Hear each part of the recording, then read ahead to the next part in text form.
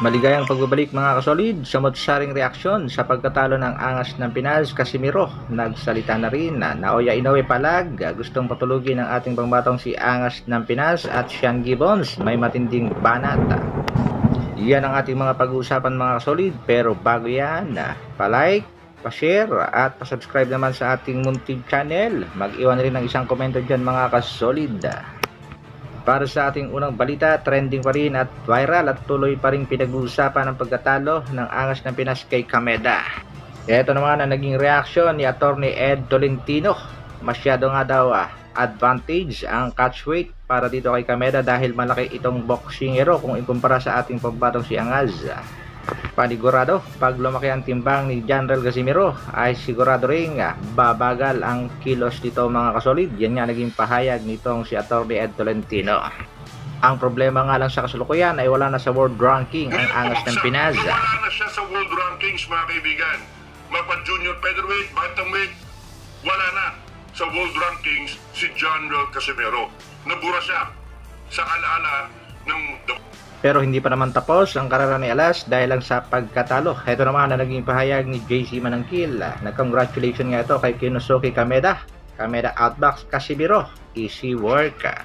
Ito naman mga kasolid ang matinding banat at komento ng MP President na si Mr. Sean Gibbons. General Casimiro, this what happens when you get bad advice from your stupid brother and Stephen Lunas life coach. Bagamat natalo ang Angas ng Pinas, saludo pa rin ang mga boksingerong tulad ni na Kenneth Lover at ang ating pangbatong si Charlie Suarez. Hindi raw matatawaran ang mga tagumpay na nakamit ng Angas ng Pinas.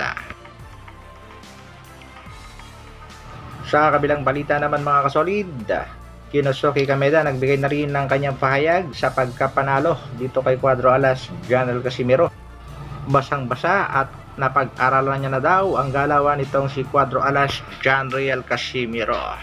Ito naman ang latest na pahayag ni Cuadro Alas. It's my boy. Alam ko na mas gusto niya na manalo tayo, pero ganyan talaga ang buhay, may panalo at may talo. Maraming salamat kay God at sa lahat ng sumuporta. Bawi tayo sa susunod. God bless us all. Marami naman kumakwestiyon sa pagbuhos ng tubig nitong si Jason Casimiro sa kanyang utol na si Cuadro Alas. Pero kagad naman pinagtanggol na yung Angas ng Pinas ang kanyang kapatid at sinabing utos niya ang ginawa ni Jason. Yung paggamot ng yung paglagay sa gamot sobrang hapdi kasi malalim kasi yung tapos parang pumasok sa mata kaya pinano ko kasi sobrang hapdi.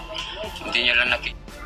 At nang matanong ang ating pangbatong si Alas, what's next for Casimiro? At sino ang posible niyang sunod na makakalaban? Heto nga naging katugunan ni Angas ng Pinas. Basta raw sa 122 pounds, laban lang. Natanong din niya sa kanya mga kasolid kung palagba daw siya kay Filipino Plus Nonito Donaire. Ang problema daw dito kay Donaire nasa 118 pounds division na. Balita rin ngayon sa Japan na gustong-gustong palaganan ni Inoue ang Angas ng Pinas dahil nga sa performance niya pinakita. Ayaw niya sa kanya kayang-kayang patulugin ang ating pangbato. Ayon naman sa isang boxing fans, kung ganito ang performance ni Alas, panigurado matutulog lang ito pag nilabanan na itong si Japanese Monster Naoya Inoue. Kaya abangan natin mga kasolid kung ano magiging move o sunod na hakbang nitong Kameda promotion para sa ating pangbatong si Cuadro Alas General Casimiro. Sino kaya ang sunod na makakalaban? May laban pa ba? Abangan din natin mga kasolid ang laban ng ating pangbatong si Kenneth Lover maya-maya lamang. Hanggang dito na lang muna mga kasolid. Maraming salamat sa patuloy na pagsuporta at panonood. Pa-like, pa-share at pa-subscribe sa ating munting channel. Mabuhay, bro!